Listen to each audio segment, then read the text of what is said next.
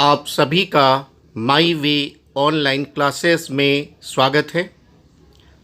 आधुनिक भारत के यूरोपीय कंपनियों के आगमन से संबंधित एजुकेशनल वीडियो 1 में आपने यूरोपीय कंपनियों के आगमन की अवधारणा एवं उनकी क्रम का अध्ययन किया। वीडियो 2 में आपने पुर्तगालियों एवं डचों के बारे में विस्तार से जाना। इस एजुकेशनल वीडियो क्लास में हम आपको अंग्रेजी ईस्ट इंडिया कंपनी के बारे में विस्तार से बताएंगे। भारत से व्यापार करने के लिए ईस्ट इंडिया कंपनी की स्थापना 31 दिसंबर 1600 ईस्वी को की गई थी।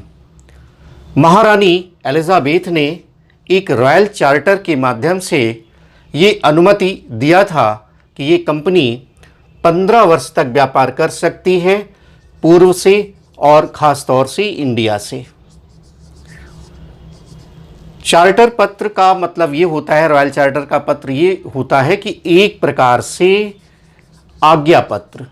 चार्टर मीन्स होता है आज्ञा पत्र। अक्सर इतिहास में इस शब्द से आप रूबरू होंगे। चार्टर क्या होता है? तो आज्ञा पत्र होता है। इसके पहले भी जो इंग्लैंड के व्यापारी हैं, उन्होंने निजी स्तर पर एक संस्था बनाई थी, उसका नाम है मर्चेंट एडवेंचर्स। और ये मर्चेंट एडवेंचर्स नामक जो संस्था है 1599 ईस्वी में बनाई गई थी। तो लेकिन आपसे यदि एग्ज़ाम में पूछा जाता है कि अंग्रेज़ भारत कब आए, तो आप 1600 ईस्वी ही बताएंगे, क्योंकि इन्हीं को अधिकार दिया गया था और चार्टर इन्हीं के लिए जारी किया गया था महारानी एलिजाबेथ के द्वारा। लेकिन अगर आपसे ये पूछें कि भारत से व्यापार करने के लिए अंग्रेज़ी निजी व्यापारियों ने मर्चेंट एडवेंचर्स नामक जो संस्था बनाई है, कब बनाई है? 1599 में। या 1599 में कौन सी संस्था बनाई? तो आप कहेंगे मर्चेंट एडवेंचर्स। ये जो निजी व्यापारी हैं, ये ब्रिटिश इतिहास में इंटरलोपर्स कहलाते हैं। इंटरलोपर्स कहलाते हैं। तो ये पॉइंट भी आप नोट कर सकते हैं कि इंटरलोपर्स किसे कहते हैं। इंटरलोपर्स का मतलब होता है निजी व्यापारी। इसके बाद वहाँ के शासक जेम्स प्रथम ने, महारानी एलिजाबेथ के बाद वो शासक होते हैं, उन्होंने अपना एक दूत कैप्टन विलियम हॉकिंस को अकबर के दरबार के लिए भेजा।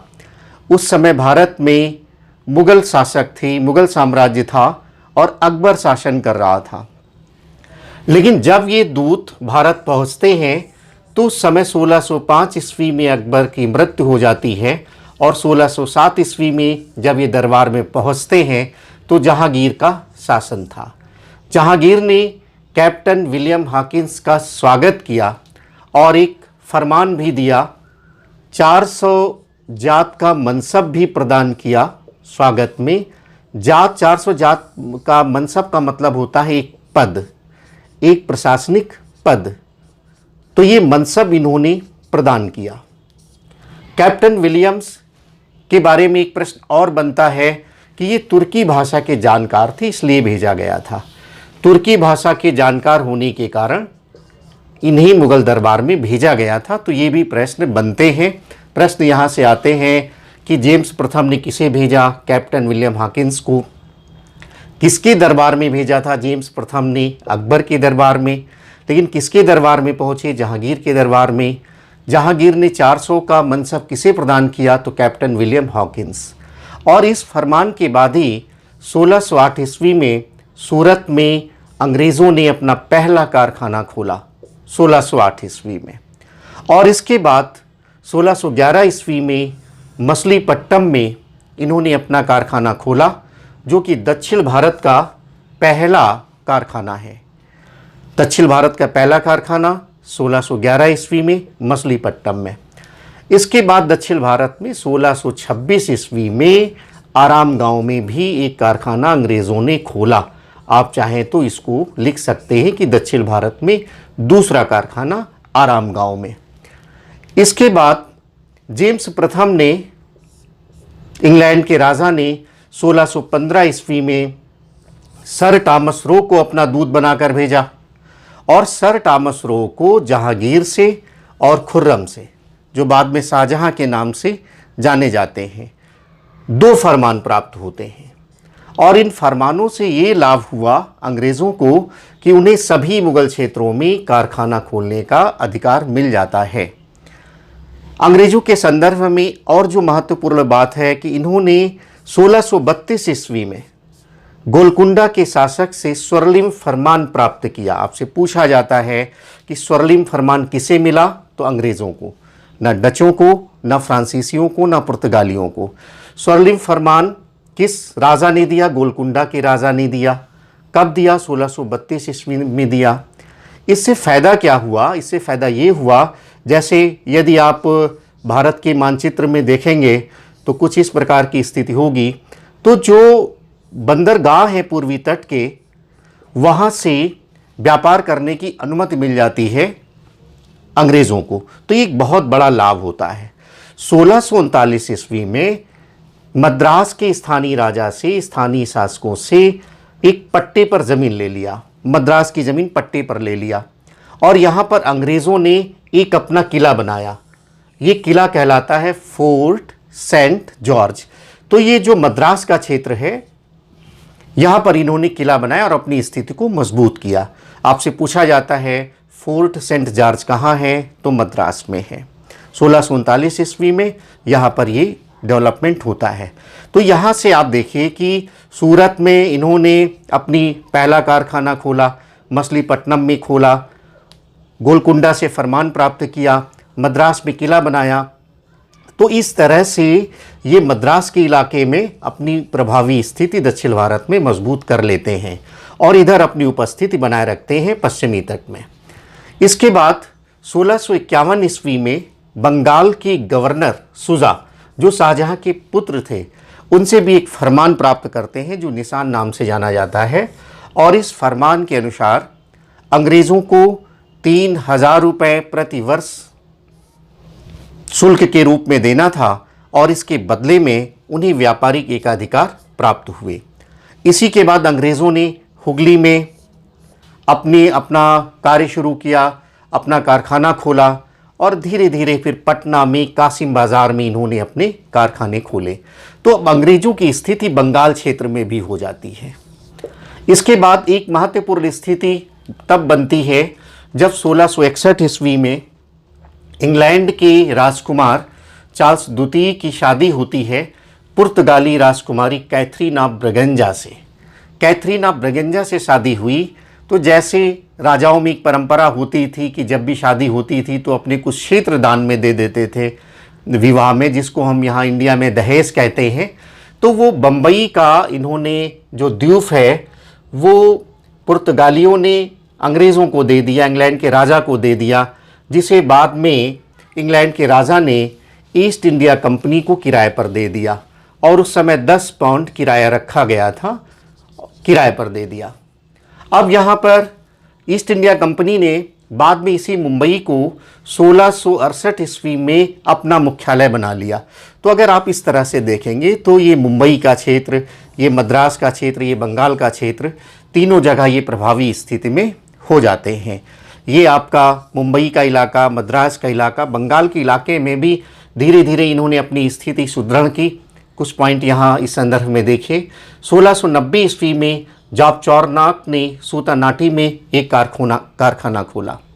1698 ईस्वी में वहाँ के स्थानीय जमींदारों से 1200 रुपये में सूतानाटी, कोलकाता और गोविंदपुर की ज़मींदारी अंग्रेज़ों ने ले ली और वहाँ पर एक किला बनाया। इस किले का नाम है फोर्ट विलियम। मद्रास के किले का क्या नाम था? Fort Saint George. हिस्ट्री में आप इस तरह से जब किले आए तो बहुत पूछे जाते हैं ऑब्जेक्टिव टाइप एग्जाम्स में, फोर्ट विलियम, फोर्ट ली, फोर्ट सेंट जॉर्ज। फोर्ट ली के बारे में आगे फ्रांसीसियों के संदर्भ में उल्लेख करेंगे। और चार्ल्स आयर को प्रथम प्रेसिडेंट बनाया गया इस किले का, फोर्ट विलियम का। तो चार्ल्स आयर भी आपके लिए महत्वपूर्ण हो जाते हैं।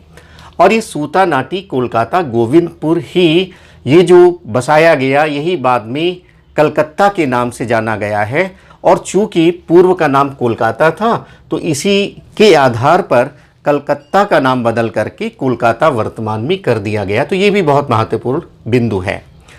एक और बात आपको जाननी आवश्यक है कि 1686 से 90 के मध्य औरंगजेब का दृष्टिकोण थोड़ा अंग्रेजों के प्रति कठोर हो जाता है। उसका कारण क्या होता है कि जो पश्चिमी तट का व्यापार है, यहाँ पर अंग्रेज़ों ने अपना नियंत्रण स्थापित कर लिया था और इसमें जो समुद्र से व्यापार चल रहा था अन्य देशों का, भारतीय व्यापारी जो व्यापार कर रहे थे मुगल साम्राज्य के अधीन, तो उन पर ये नियंत्रण स्थापित करने लगे। इससे औरंगज़ेब नाराज़ हो जाते हैं और उस समय बॉम्बे की गवर्नर थे जॉन चाइल्ड, दोनों में संघर्ष हो जाता है।